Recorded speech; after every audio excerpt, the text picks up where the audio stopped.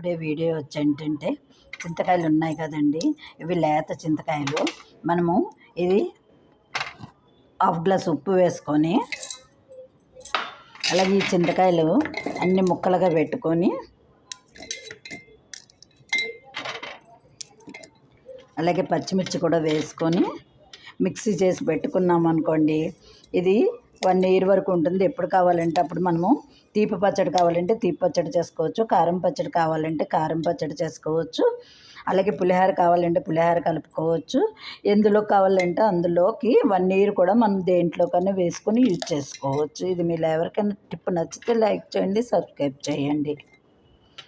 చింతకాయ పచ్చడి స్టోర్ చేసుకోవడానికి దీన్ని మిక్సీ పట్టుకున్న తర్వాత 3 days పక్కన పెట్టుకుని మూత పెట్టుకుంటే ఊరుతుంది. అప్పుడు మనం స్టోర్ చేసుకోవడమే.